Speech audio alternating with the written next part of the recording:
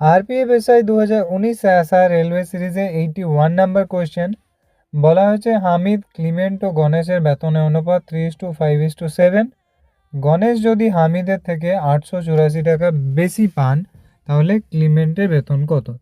এই ধরনের কোয়েশ্চেন আমরা দুভাবে করতে পারি, একটা হচ্ছে অপশন টেস্ট আর একটা হচ্ছে নর্মাল যেমনভাবে আমরা সলভ করি। এবার এই কোশ্চেনের ক্ষেত্রে অপশন টেস্ট হবে বলেই আমি তোমাদেরকে অপশন টেস্টের মাধ্যমে দেখাবো, কিন্তু এমন কোশ্চেন আছে যেগুলো অপশন টেস্ট হবে না, তখন তুমি যেমন জেনারেলি সলভ করো তেমনভাবে সলভ করবে। তাহলে তিনজন ব্যক্তি আছে, হামিদ, ক্লিমেন্ট আর গণেশ। এদের বেতনের অনুপাত বলা আছে 3:5:7।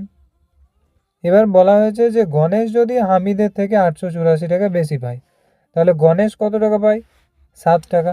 আর হামিদ কত টাকা পায়? 3 টাকা। তাহলে হামিদের থেকে গণেশ কত টাকা বেশি পাচ্ছে? 4 টাকা বেশি পাচ্ছে। এই যে 4, এই 4-এর মানই আমাকে প্রশ্নে বলা আছে 884। আমাকে কার মান বার করতে বলেছে? ক্লিমেন্টের মান বার করতে বলেছে। তাহলে ক্লিমেন্টের মান কত? না 5 টাকা। তাহলে এটা যদি কাটাকাটি করি, 4 2 8, 4 2 8, 4 1 4, তাহলে 221-এর সঙ্গে আমি যদি 5 গুণ করি তাহলে 5 1 5, 5 2 10, 5 2 10 আর 1 11, অর্থাৎ 1105। কোন অপশনে আছে? 1105 দেখতে পাচ্ছি অপশন সেকেন্ডে, তাই অপশন সেকেন্ডে হয়ে যাবে কোশ্চেনের সঠিক উত্তর। এবার অপশন টেস্ট কিভাবে করবে দেখো, ক্লিমেন্টের বেতনের অনুপাত আমাকে 5 দেওয়া আছে, তাহলে এই 4টে অপশনের মধ্যে 5 দ্বারা যে অপশনটা কাটবে সেটাই তো হবে কোশ্চেনের সঠিক উত্তর। তাহলে দেখো প্রথম অপশনে শেষের ডিজিটে 4 আছে, তাহলে শেষের ডিজিট যদি 4 থাকে কখনোই 5 দ্বারা কাটে না।